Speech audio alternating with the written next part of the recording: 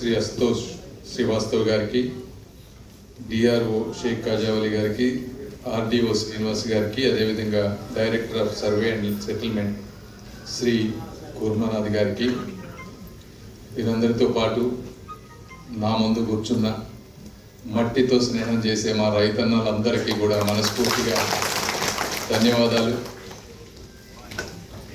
ఈరోజు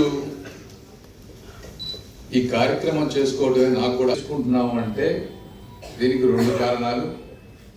ఒకటి, ఇలా చేసుకునే అవకాశం కల్పించినటువంటి జగన్మోహన్ రెడ్డి గారు. రెండోది, భారతదేశంలో జరుగుతున్నటువంటి సంస్కరణలు. మీరు మొట్టమొదటి జగన్మోహన్ రెడ్డి గారి గురించి మీ అందరికీ తెలుసు, ఎందుకంటే నాకంటే మీరే ఎక్కువగా అనుభవించారు.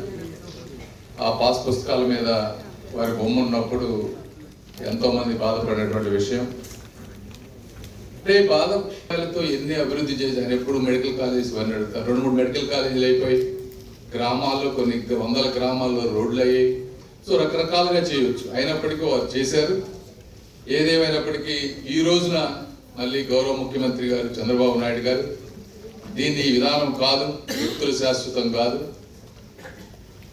రైతులు శాశ్వతం, భూమి శాశ్వతం అనే ఉద్దేశంతో ఈరోజు మళ్ళీ దీనికోసం 15-20 కోట్లు ఖర్చు పెట్టినట్టున్నారు. ఈ ఖర్చు పెట్టాల్సి వచ్చింది, తప్పదు. ఈ ఖర్చు పెట్టడం ఇది ఒక విధానం. ఈ రోజు అందరికి ఇవ్వటం అనేది, అవేర్నెస్ చేయటం అనేది. దానికన్నా ఇంకో ముఖ్యమైన విషయం ఏంటంటే భారతదేశంలో వస్తున్నటువంటి సంస్కరణలు. ఈ ల్యాండ్ రికార్డ్స్ అనే డిపార్ట్మెంట్ నాకెందే ఉంది రూరల్ డెవలప్మెంట్ లోనే. మేమే చాలా కొన్ని తీసుకొస్తా ఉన్నాం. అయితే నేను రాకముందే ఈ సర్వే రీసర్వే చేయాలనేటువంటిది ఒక ఆలోచన చేసి, ఈ విధంగా ప్రతి గ్రామంలో ప్రతి భూమికి చిన్న చిన్న ఇష్యూలు ఉన్నాయి కాబట్టి వీటిని శాస్త్రాలు తీసుకొచ్చినాయి. టెక్నాలజీ ఏంటి? ఒకటి, డ్రోన్స్ వచ్చినాయి పైన, డ్రోన్ ద్వారా సర్వే చేయటం.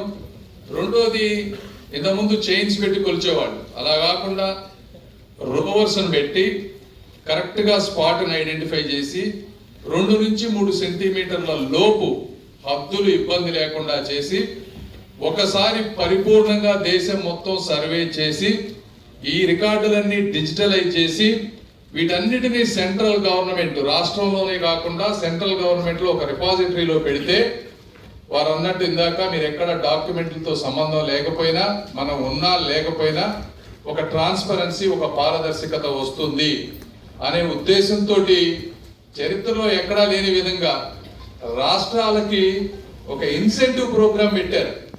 అంటే రాష్ట్రాలు చేయాల్సిన పని వాళ్ళు సక్రమంగా